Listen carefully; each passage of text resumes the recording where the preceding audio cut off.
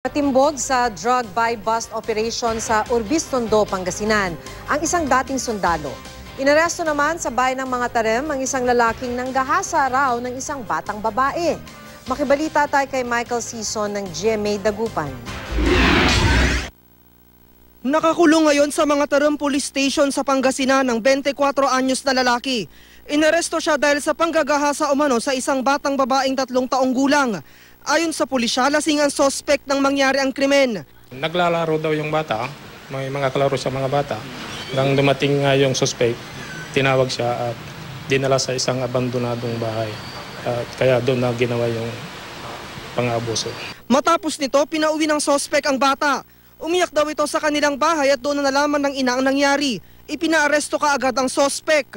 Inamin niya ang krimen. Inamin ko naman ang pero hindi ko naman sinadyang kill, nalasing lang ako ng konti.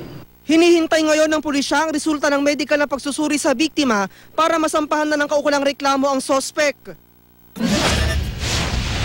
Sa bayan ng Aguilar, naaresto ang isa sa 3 lalaking nasa likod umano ng nakawan ng baka sa barangay Bukakliw.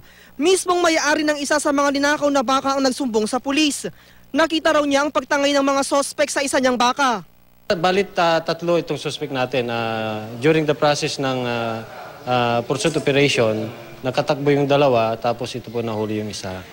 Tumangging magbigay ng pahayag ang nahuling sospek na si Damian Piano. Tinutugis ng 2 pang sospek.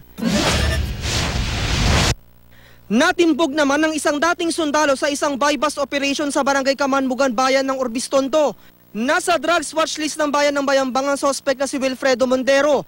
Positibo siyang nabilhan ng shabu ng police asset. Nakumpiska sa kanya ang 5 pakete ng shabu. Hindi siya nagbigay ng pahayag. Michael Sison, Nagbabalita, Pilipinas.